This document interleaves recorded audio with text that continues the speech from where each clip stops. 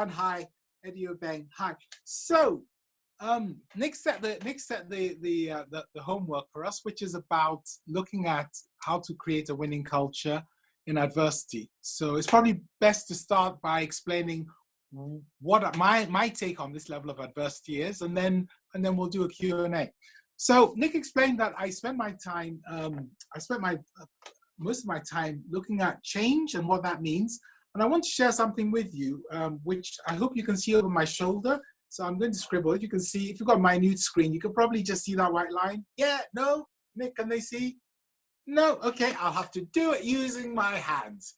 Okay, over here is now, okay? And over here is the past. So that's what I'll do it the other way around. When you get here's now, here's the past. Think of it as a straight line. Connect that line with 30 years. Tell me, in your minds, what has happened to the pace of change, our ability to understand what's going on, the number of people on the planet, the amount of technology? Just connect those 2 points. Is it like a straight line, or does it go happily exponential? It goes happily exponential. We've watched that happen. We've seen markets get more variable. We've seen our organizations have to go more global. We've seen it happen. We've watched it for 30 years. How much did we change? Not a lot. One of my favorite jokes before the COVID thing was that I lived in a town where all the inhabitants were time travelers. And I would joke that they live in modern houses, 21st century houses, and yet every morning they'd wake up, get dressed, and travel for 37 minutes to go to this place called an office.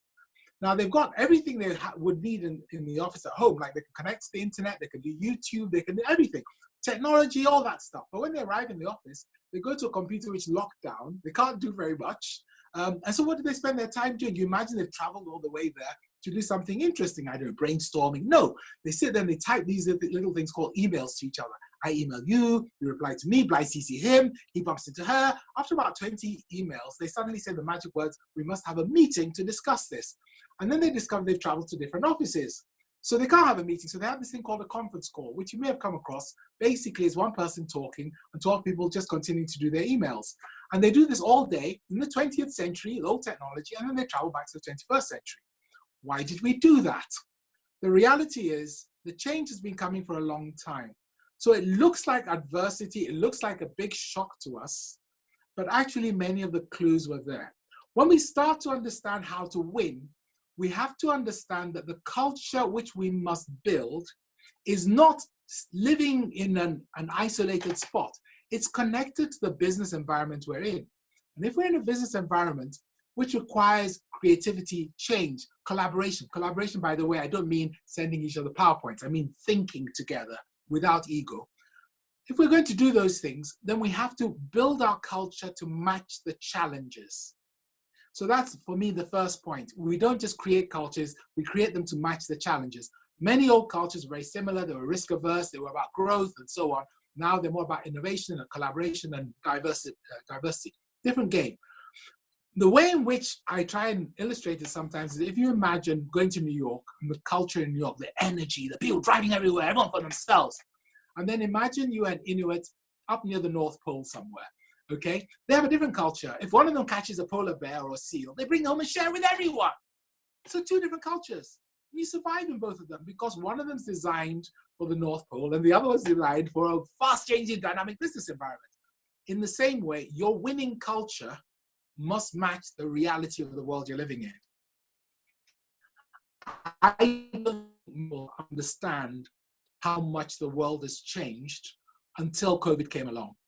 And all we've noticed as a result of that is that we're at home and we're all trying to do the same things. Are you spending your time, lots of meetings, same phone calls? You haven't changed anything. You're not working differently. You're not thinking differently. You're not spending more time on innovation. It's the same stuff. So that's the first thing I would say. A little bit about me. Nick gave you the introduction, but I feel slightly jealous because I've been working virtually remotely for 25 years. I got so fed up with not having any good tools. I actually had a tool built for me called qb.cc, which is a VR environment. So that's why I don't know how to use complex technology like you guys are using today. And in a VR environment, of course, you can do everything you can do in real life plus the emotion. So as this COVID thing has happened, my life hasn't changed that much. Main thing is hand washing. So I feel a bit jealous of everyone who's sort of discovering new things because I didn't get a chance to do that and do the same old stuff. So building a culture. What I've done in the past with clients is, as I said, I try and understand what the new environment is. What do we need to do?